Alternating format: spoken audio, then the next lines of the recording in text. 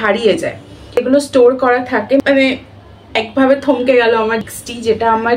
Hello everyone, welcome back to the channel. আমি Raina fusion blogger থেকে চলে এসেছি আজকে একটা অন্যরকম ভিডিও নিয়ে। ভিডিওটায় অনেক কিছু তোমাদের সাথে শেয়ার করার আছে, অনেক কিছু বলার আছে। আর যার ভিডিওটা ভালো লাগবে না প্লিজ দেখো না, বাট ভিডিওটা দেখে উল্টো পাল্টা কমেন্টও করো না। 30 তারিখ শুক্রবার আমি আমার যে ফোনে ভিডিও বানাতাম আর কি, রিয়েলমি XT, যেটা আমার জীবন ছিল, সেটা আমার থেকে হারিয়ে যায়। তার আগে একটা কথা বলে দিই, রিসেন্টলি আমি একটা বিয়ে বাড়ি গেছিলাম, আমার এক দাদার বিয়ে ছিল, তো সেখানে আমি একটা স্ক্রিপ্ট রেডি করে একটা বিয়ে বাড়ি সিরিজ মতো রেডি করেছিলাম, যে আজকে মানে এই ডেটে এই ভিডিওটা দেবো, এই ডেটে এই ভিডিওটা দেবো, এইভাবে একটা স্ক্রিপ্ট রেডি করেছিলাম। সেখানে তার মা এবং মানে সেই দাদাটা এবং তার মা দুজনেই আমার কাছে সেজেছিল।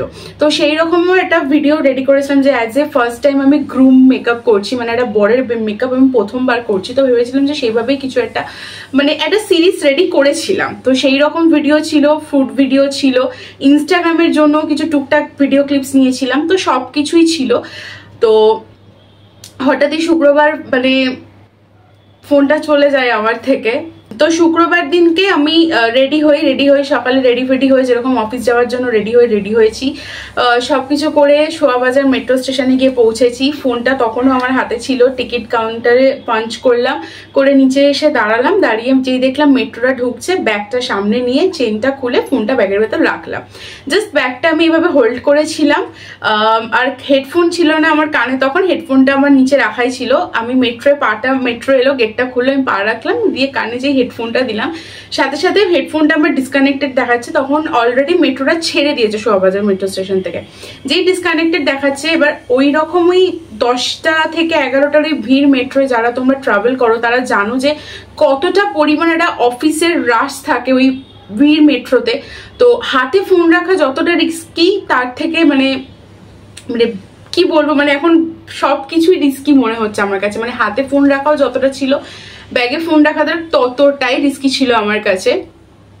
তো এবার যেই ছেড়ে দিয়েছে, জাস্ট আমি ব্যাগে হাতটা দিতে দেখি আমার ব্যাগের চেনটা খোলা আর ব্যাগের ভেতর ফোনটা নেই। তখন অলরেডি গিরিশ পার্কে এসে মেট্রো স্টেশন মানে মেট্রোটা যে দাঁড়িয়েছে, আমি জাস্ট মানে কি করবো বুঝতে পারছিলাম না। মানে কয়েক সেকেন্ডের জন্য আমি ব্যাগ মানে হাতাচ্ছি, এরকম হাতড়াচ্ছি।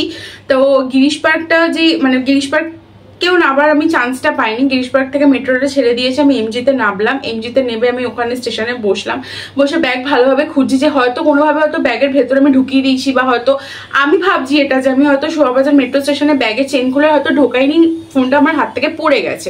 দেন ওখান থেকে একটা অটো ধরলাম, ধরে বাড়ি আসলাম। বাড়ি এসে আমি মানে কি করব বুঝতে পারছিলাম না। মানে তখন মানে কিছু সেকেন্ডের জন্য আমার পৃথিবীটা কোথাও একটা আটকে গেছিল, কারণ এতগুলো কষ্টের কাজ বা বলো এতগুলো ভিডিও রেডি করা, মানে তখন এটাই বুঝতে পারছিলাম যে মানে কি করা উচিত। মানে সেই জায়গা থেকে আমি আবার ফিরে যেতে পারবো না কি না ফিরতে পারবো না, এরকম একটা সিচুয়েশন আমার মানে হয়ে গেছিল। তারপরে বাড়ি আসলাম, বাড়ি এসে এইসব মানে সবকিছু, তো তখন মানে পৃথিবীটা একভাবে থমকে গেল আমার জীবনে। মানে কি করব, কেন করব, কি হয়ে গেল, কিছু সেকেন্ডের জন্য আমি বুঝতে পারছিলাম যে ফোনটা চুরি হলো কোথা থেকে, মেট্রো কারে টাকা ভরাতে গিয়ে নাকি মেট্রোয় উঠতে গিয়ে, মানে কি বলবো আমি নিজেও বুঝতে পারছি না, কি করবো নিজেও মানে বুঝতে পারছিলাম না।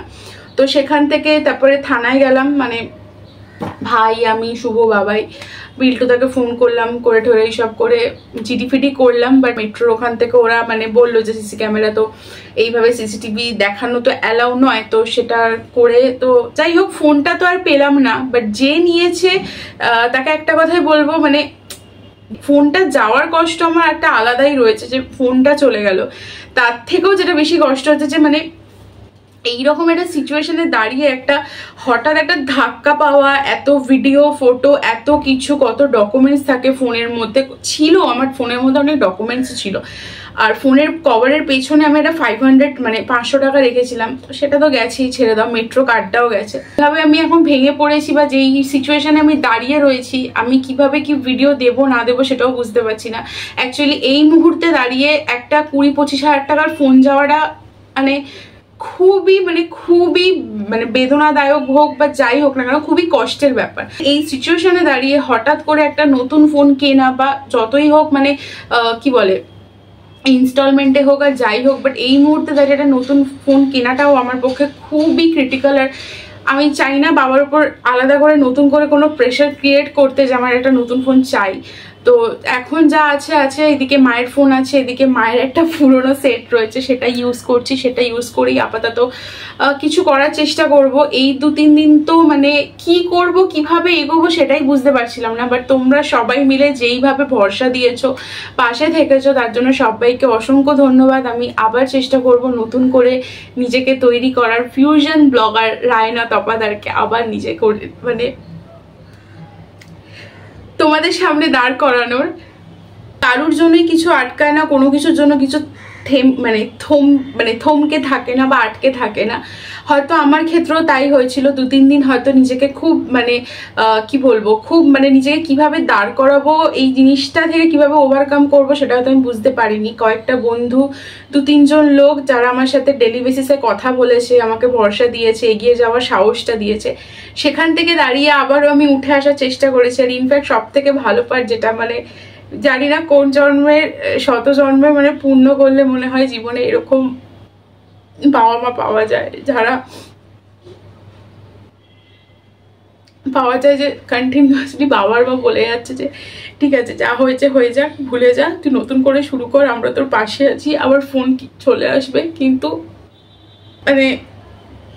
একটা ফোন আসাটা যতটা ইম্পর্টেন্ট, নিজের প্রথম কথা 3-4 বছর ধরে আজ ইউটিউব করছি, ইউটিউবে নিজের কোনো উন্নতি নেই, লাইক সাবস্ক্রাইবার বাড়ছে কিন্তু কোনো ভিউয়ার্স বাড়ছে না। অনেকে আমাকে জিজ্ঞাসা করছে তোর 4000 ওয়াচ আওয়ারটা কি হয়েছে। বাট দেখো, আমি জানি তোমরা অনেকে আমার ভিডিও দেখো, অনেকে দেখো না। আর এখন যেভাবে প্রত্যেকে ভিডিও করা স্টার্ট করেছে, তাতে কে কার ভিডিও দেখবে এরকম একটা ব্যাপার। কিন্তু এই যে ইউটিউব জার্নিতে আজ আমার 3-3.5 বছর কমপ্লিট হয়েছে, চলছে আর কি, 3.5 বছর চলছে। সেখানে দাঁড়িয়ে অনেক ভালো ভিডিও আছে, অনেক খারাপ ভিডিও আছে, অনেক ভিডিওতে ভিউ আছে, অনেক ভিডিওতে ভিউ নেই। বাট স্টিল আমার কোথাও গিয়ে আটকে আছে যে ওই ওয়াচ আওয়ার টাইমটা কিছুতে বাড়াতে পারছি না বা বাড়ছে না।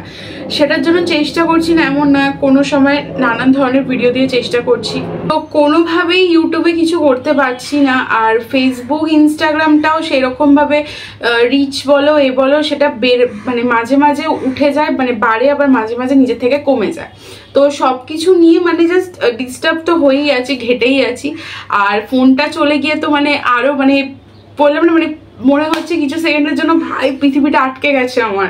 কিন্তু তারপরে বাবা মার মুখটা দেখে মনে হচ্ছে না, করতে হবে, দাঁড়াতে হবে, কোনো না কোনোভাবে আবার উঠে দাঁড়াতে হবে, আমাকে করতে হবে। বাট ঠিক আছে, যে ফোনটা গেছে ওটার মধ্যে আমার অনেক কিছু ডকুমেন্টস ছিল, অনেক ভিডিও ফটো ছিল, যেগুলো আমি রেডি করে রেখেছিলাম যে এই জুলাই মাসের শেষে আমার এইগুলো যাবে, আগস্টে ফার্স্টের দিকে আমার এইগুলো যাবে। বাট ফোনটা গেছে, কিরকম কি ভিডিও দিতে পারবো এই মুহূর্তে দাঁড়িয়ে আমি জানি না। বাট এই ভিডিওটা যদি তোমরা দেখে থাকো, ভালো লাগলে অবশ্যই লাইক করো। আর যেটা বলার সেটা হচ্ছে প্লিজ সবাই পাশে থেকো আমার। সো আরেকটা কথা যেটা তোমাদের সবাইকে বলার আছে, তোমরা যারা এরকম পাবলিক ট্রান্সপোর্ট ইউজ করছো, মেট্রো, বাস, ট্রেন, আমি জানতাম ট্রেনে চুরি হয়, বাট মেট্রোতেও যে এত চুরি হয় হয়তো আমি অফিস জার্নিটা না করলে বুঝতে পারতাম না। আমার দেখা, আমার ফোনটা নিয়ে 6 নম্বর চুরি, ঠিক আছে। আগের দিনই জাস্ট আমি যতীন দাস থেকে একটা মেট্রোয় উঠলাম, একটা লোক ফোন ঘাটতে ঘাটতে উঠলো, যতীন দাসের আগেরটা মোটেই মনে পড়ছে না, লোকটার ফোনটা জাস্ট কেড়ে নিয়ে বেরিয়ে চলে গেল, গেটটা বন্ধ হয়ে গেল। তো সবাইকে এটাই বলার আমার যে খুব কেয়ারফুলভাবে তোমরা ফোন, পার্স সব কিছুই ইউজ করো। আর কারণ ফোন বলো বা যাই বলো, এটা আমাদের জীবনে এখন খুব একটা এসেনশিয়াল জিনিস, যেটা ছাড়া আমরা একদমই চলতে পারবো না। আর অনেকেই আছে যাদের খুব ক্ষমতা নেই একটা দামি ফোন কেনার, বা অনেকে অনেক কষ্ট করে টাকা জমিয়ে একটা দামি ফোন কেনো। তো সেখান থেকে দাঁড়িয়ে সবাইকে একটা কথাই বলার, খুব খুব খুব কেয়ারফুল হয়ে তোমরা চলো। আর আশা করছি ফিউশন ব্লগার রায়না তপাদার আবারও খুব তাড়াতাড়ি তোমাদের কাছে ফিরে আসবে নতুন কোনো ভিডিও নিয়ে। আর এই ভিডিওটা ভালো লাগলে অবশ্যই ভিডিওটাতে একটা লাইক করবে, চ্যানেলটাকে সাবস্ক্রাইব করবে। আর সব থেকে বড় কথা, তোমরা সবাই প্লিজ আমার পাশে থেকো।